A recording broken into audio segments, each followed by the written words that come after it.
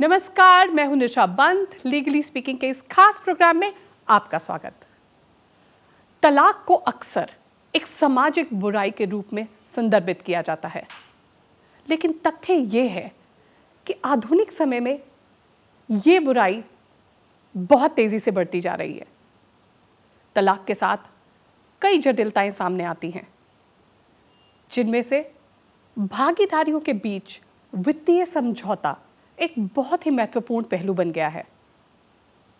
परंपरागत महिलाएं गृहिणी हुआ करती थी और तलाक के दौरान निपटान का मतलब आमतौर पर पति का पत्नी को भरण पोषण या गुजारा भत्ता देना था। लेकिन बात जहां होती है व्यावसायिक आदि की, वहां आज महिलाएं पुरुषों के साथ कंधे से कंधा मिलाकर आगे बढ़ रही हैं और आज इसने तलाक के रखरखाव और वित्तीय समझौते की अवधारणाओं को काफी बदल दिया है।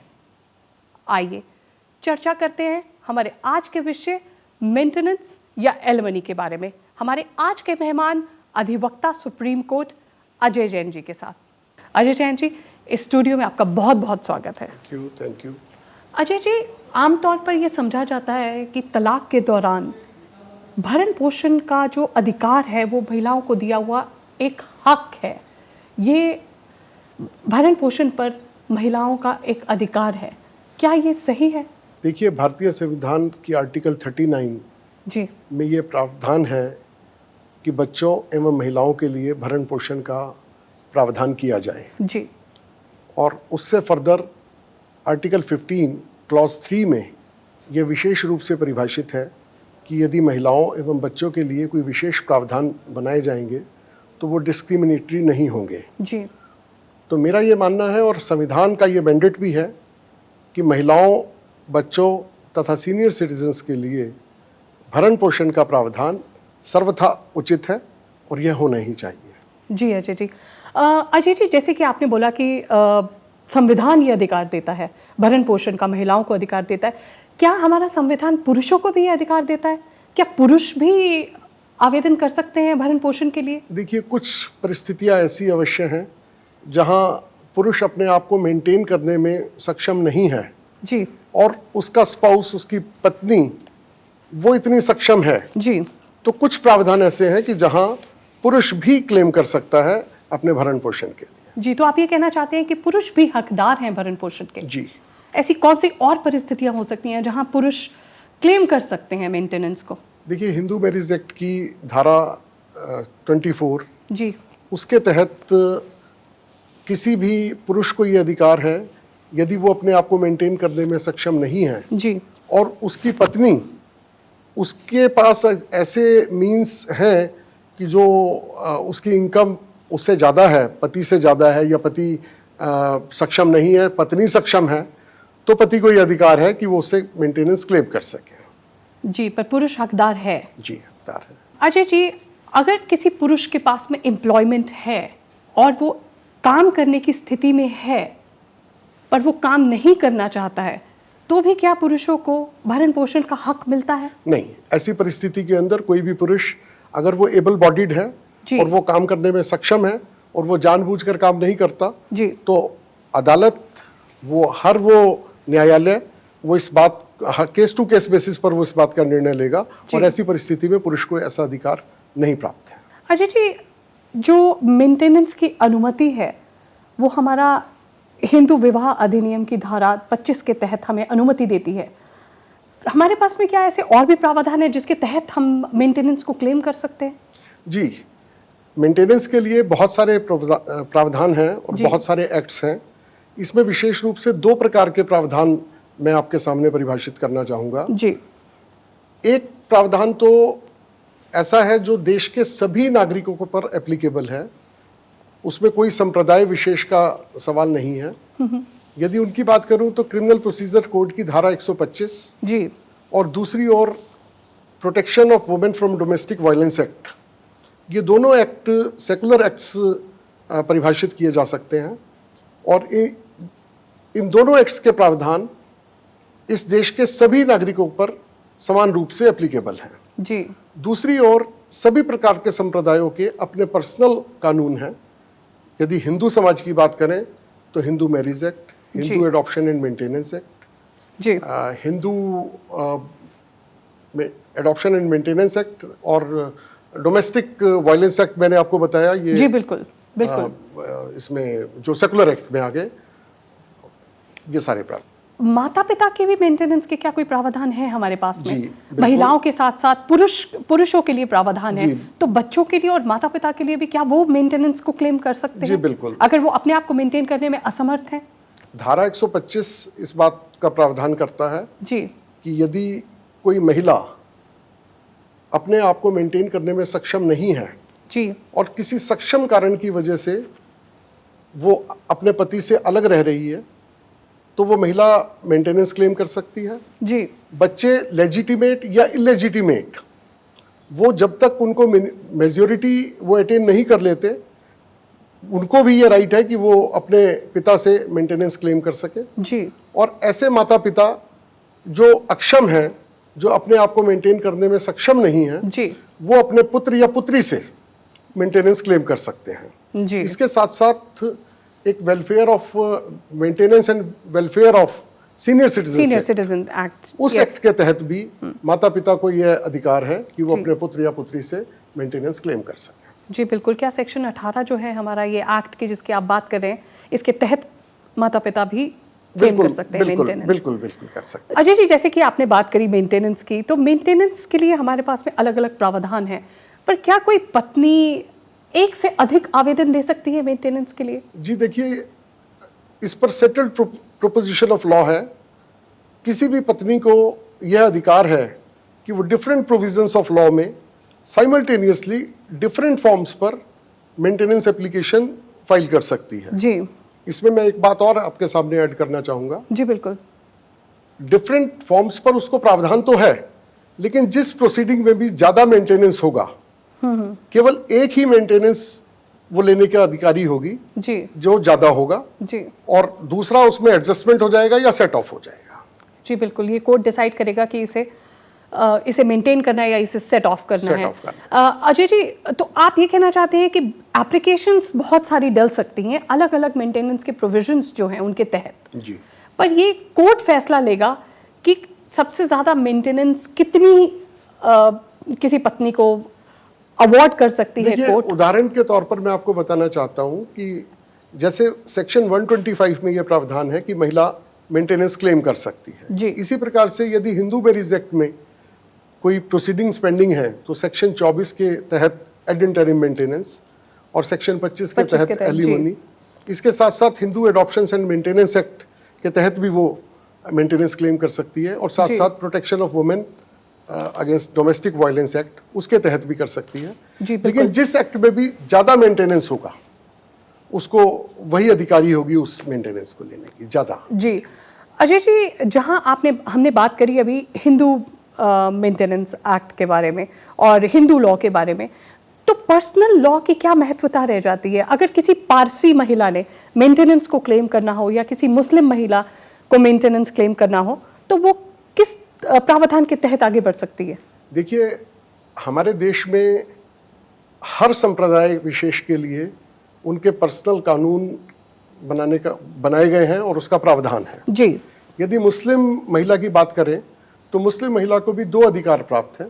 अगर उसको सेकुलर साइड में जाना है तो सेक्शन 125 उसके पास अवेलेबल है जी, और अगर मुस्लिम लॉ में उसको मुस्लिम पर्सनल लॉ में जाना है तो Muslim women protection of rights on divorce act 1986 जो शाहबानो केस के बाद लेजिस्लेट हुआ था जी, उसके तहत महिला को अधिकार है कि वो मेंटेनेंस अपने पति से क्लेम कर सके। और पारसी लॉ में भी मैं बताना चाहूंगा, पारसी लॉ में भी Parsi marriage and divorce act 1936, जी, जी, लेकिन पारसी लॉ में ऐसा प्रोविजन है कि पति की जितनी भी इनकम होगी उसका 1/5 वो महिला क्लेम कर सकती है, उसको 1/5 of the income of the husband मिलेगा जी, और वो उसकी टिल लाइफ होगा, but at the same time provided she remains unmarried and chaste. Ajay ji, जैसे कि आपने हमारे दर्शकों को बताया कि बहुत से ऐसे कानूनी प्रावधान हमारे पास हैं जिनके तहत महिलाएं आगे बढ़ सकती हैं और मेंटेनेंस एलिमनी को क्लेम कर सकती हैं। अजय जी, प्लीज़ आप हमारे दर्शकों को ये बताएंगे कि ऐसे केसेस में महिलाएं क्या कर सकती हैं जहां एलिमनी उन्हें अवॉर्ड कर दी गई है? क्या वो फिर भी मेंटेनेंस की हकदार है? Nisha, this is a very interesting question जी और मैं समझता हूँ कि ये बहुत इंपॉर्टेंट क्वेश्चन भी है जिससे बहुत सारी महिलाओं को अपने अधिकारों के बारे में मालूम होगा। जी बिल्कुल।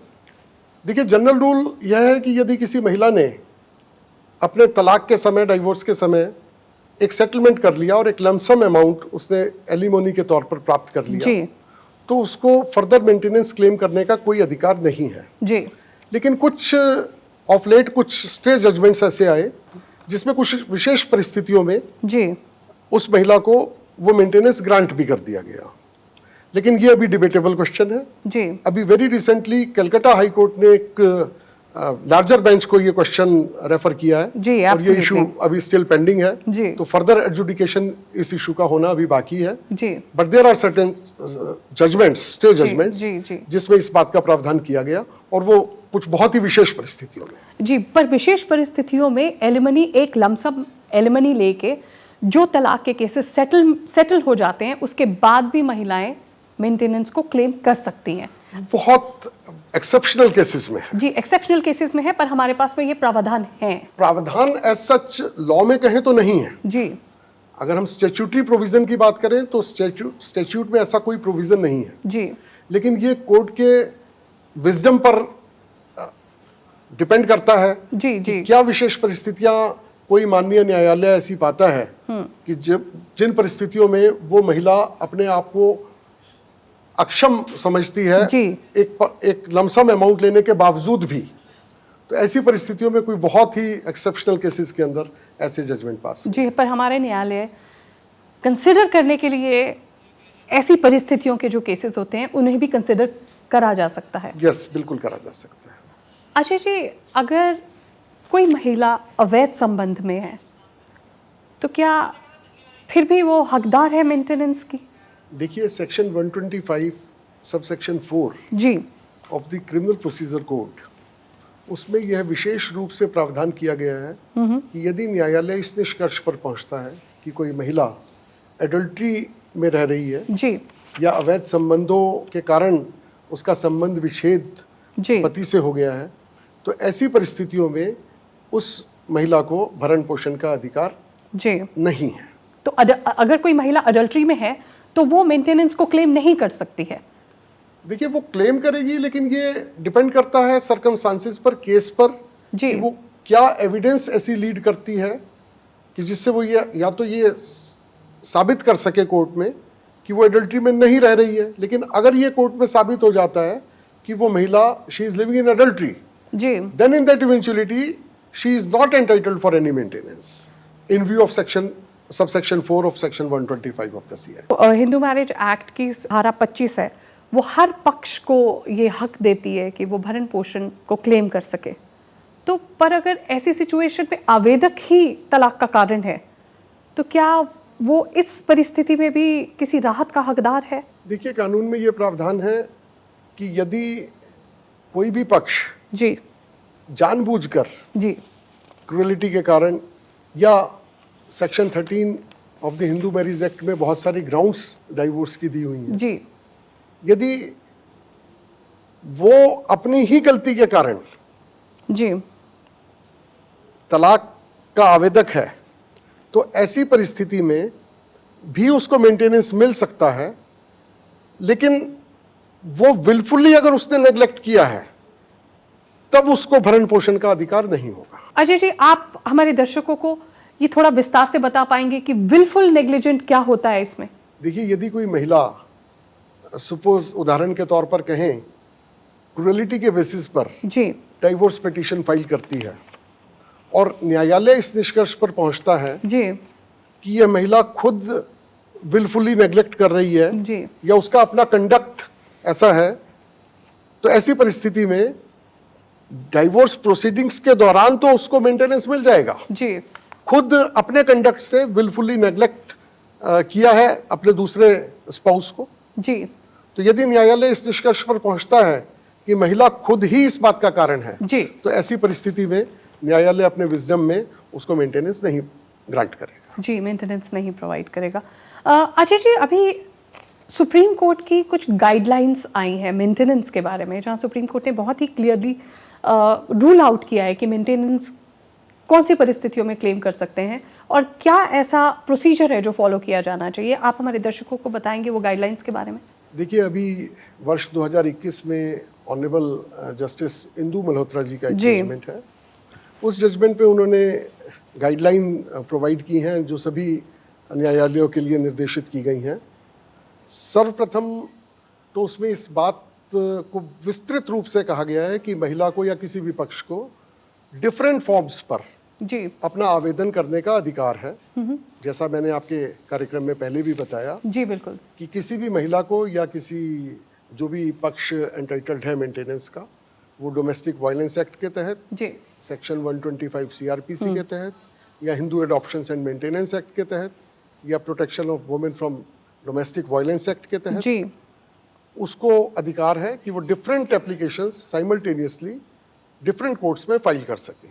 जी और इसके साथ साथ जो दूसरा निर्देश दिया गया कि ऐसी परिस्थितियों में हर आवेदन में उस पक्ष के लिए यह मैंडेटरी किया गया कि वो पिछला अपना वाद, उन्होंने पिछले अगर अपनी कोई एप्लीकेशन मेंटेनेंस के लिए दी है जी तो उसका जिक्र उस एप्लीकेशन के अंदर अवश्य करें। जी जो पिछली एप्लीकेशंस हैं उसका जिक्र जो उनकी करंट एप्लीकेशन है उसमें किया जाना उसमें चाहिए। किया जाना चाहिए। जी तो ब्रॉडर रूप से ये दो गाइडलाइंस उस जजमेंट के अंदर जी परिभाषित की गई है। जी तो एक से ज़्यादा एप्लीकेशंस जो है मेंटेनेंस की वो डाली जा सकती हैं, पर जो पिछली एप्लीकेशंस हैं उनके बारे में अपनी करंट एप्लीकेशन में उनका खुलासा किया जाना बहुत ज़रूरी है। बिल्कुल बिल्कुल वो आवश्यक है।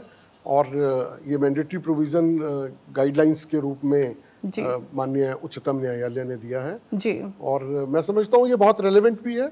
जी बिल्कुल बहुत रेलेवेंट है। मल्टीप्लिसिटी ऑफ लिटिगेशन को अवॉइड करने के लिए जी ये बहुत आवश्यक था। जी तो ये बहुत इस गाइडलाइन को, जहाँ तक भरण पोषण कानून का सवाल है, तो ये गाइडलाइंस प्रोवाइड की गई। जी जी बहुत ही अच्छी गाइडलाइंस है जो सुप्रीम कोर्ट सामने लेकर आई है। अजय जी, अगर हम मात्रा की बात करें भरण पोषण के, जहां हम क्वांटम ऑफ जो अमाउंट है अगर हम उसकी बात करते हैं, तो ऐसे कौन से कारक हैं जो ध्यान में रखे जाते हैं? देखिए, भरण पोषण कितना हो जी यह बहुत ही एक सब्जेक्टिव विषय है और इसमें बहुत सारे कारण न्यायालय अपने ध्यान में रखते हुए अपने निर्णय को सुनाता है। जी जिसमें विशेष रूप से मैं बात करूं तो दूसरे पक्ष का, यदि बात करें कोई महिला मेंटेनेंस क्लेम कर रही है जी तो उसका हस्बैंड, उसका पति, उसकी कितनी इनकम है, उसकी फाइनेंशियल पोजीशन क्या है जी और मैरिज जब सबसिस्ट कर रही थी तो उस महिला वो किन सर्कमस्टांसिस में और किस एटमॉस्फेयर के अंदर वो रह रही थी। जी तो ये सारे प्रावधान ध्यान में रखते हुए न्यायालय उस मेंटेनेंस की राशि को निर्धारित करता है। जी जी ये विशेष रूप से ये कारण है, पुरुष की इनकम कितनी है और उसका स्टेटस सोसाइटी में क्या है। जी इन सारी बातों को ध्यान में रखते हुए न्यायालय अपने निष्कर्ष पर पहुंचता है। जी अजय जी, बच्चे होना या कोई मेडिकल परिस्थिति होना, क्या ये भी न्यायालय ध्यान में रखता है मेंटेनेंस को अवार्ड करने से पहले? कि कितने बच्चे हैं, बच्चों को कितनी राशि की जरूरत है उनके स्कूल के लिए, बच्चों की स्कूल एजुकेशन, उनका कोई मेडिकल ट्रीटमेंट, बिल्कुल बच्चे कितने हैं, उनका स्टेटस, परिवार का स्टेटस क्या है, उनकी प्रॉपर्टीज कितनी हैं, उनकी फाइनेंशियल स्ट्रेंथ कितनी है, इन सारे विषयों को ध्यान में रखते हुए कोर्ट जो है वो मेंटेनेंस अवार्ड निर्धारित करता है। जी राशि निर्धारित करता है। अजय जी, एक महिला का काम करते होना, उसका एक एम्प्लॉयमेंट में होना, इसका क्या महत्व है मेंटेनेंस ग्रांट होने में? अगर कोई महिला काम कर रही है, ऑलरेडी एम्प्लॉयमेंट में है, तो क्या वो हकदार है मेंटेनेंस की? क्या वो क्लेम कर सकती है फिर भी? जी, दोबारा आपने बहुत इंपॉर्टेंट एस्पेक्ट को छुआ है। जी देखिए, आज के बदलते हुए समय में जब महिलाएं समाज के हर क्षेत्र में आगे बढ़ रही हैं, जी बिल्कुल, और पुरुष के साथ कंधे से कंधा मिलाकर बिल्कुल कार्य कर रही हैं, ऐसी विशेष परिस्थितियों में ये सवाल बहुत ही रेलेवेंट है। जी बिल्कुल। इस विषय में न्यायालयों का डिफरेंट और एक अगर मैं कहूँ तो सेटल्ड प्रोपोजिशन ऑफ लॉ ये आई कि उदाहरण के तौर पर यदि एक महिला एक किसी विशेष कार्य क्षेत्र में कार्य कर रही है, जी बिल्कुल, सपोज उसकी इनकम 20,000 रुपये है और उसका पति 2 लाख रुपया पर प्रति माह उसकी इनकम है जी, तो ऐसी परिस्थितियों में कुछ ऐसे जजमेंट्स पास किए गए। हालांकि यदि जितने कानून हमने अभी डिस्कस किए हैं, Hindu adoption and maintenance act की बात करें या सेक्शन 125 की बात करें या हिंदू मैरिज एक्ट की बात करें जी, तो विशेष रूप से ऐसा प्रावधान नहीं है, लेकिन न्यायालयों ने इस बात का निर्धारण किया है कि महिला को उसके पति के समान एक डिग्निफाइड लाइफ जीने का अधिकार है। तो यदि उसकी इनकम 20,000 रुपये है और उसके पति की इनकम प्रति माह 2 लाख रुपया है जी, तो उस महिला को उसके पति की इनकम को ध्यान में रखते हुए वो मेंटेनेंस ग्रांट कर दिया जाएगा। जी, एक एम्प्लॉयमेंट में होने के बावजूद उसे मेंटेनेंस ग्रांट करी जा सकती है, प्रोवाइडेड उसके पति की जो इनकम है वो उससे ज्यादा हो और उसकी फाइनेंशियल स्ट्रेंथ क्या है जी, और पत्नी की फाइनेंशियल स्ट्रेंथ क्या है, इसका भी मूल्यांकन वो न्यायालय विशेष उस केस की विशेष परिस्थितियों को ध्यान में रखते हुए करता है। अजय जी, आप हमारे साथ हमारे स्टूडियो में जुड़े, आपने हमें अपना अमूल्य समय दिया, इसके लिए आपका बहुत बहुत धन्यवाद। Thank you very much. तो ये थी हमारी आज की खास पेशकश। हमारे आज के विषय मेंटेनेंस या एलिमनी के बारे में हमारे आज के खास मेहमान अधिवक्ता सुप्रीम कोर्ट अजय जैन जी के साथ। बहुत बार ये देखा गया है कि हमारे कानूनी प्रावधानों में कुछ ना कुछ कमियां होती हैं जिन पर विचार विमर्श और उनमें सुधार लाने की ज़रूरत होती है, लेकिन बात जहां एलिमनी या मेंटेनेंस के प्रावधानों की होती है वहां ये कहना गलत नहीं होगा कि ये कानून की शाखा अपने आप में परिपक्व है, क्योंकि ये ना ही महिलाओं को बल्कि पुरुषों को भी देती है भरण पोषण का अधिकार। ईमेल कीजिए आपकी राय या कोई भी प्रश्न। जिम्मेदार बने, सजग रहे। इस सप्ताह के लिए मैं निशा पंत लेती हूँ आपसे विदा। फिर मिलेंगे आज ही के दिन इसी समय इसी चैनल पर एक नए मेहमान और एक नए कानूनी मुद्दे के साथ। तब तक के लिए दीजिए इजाज़त। नमस्कार।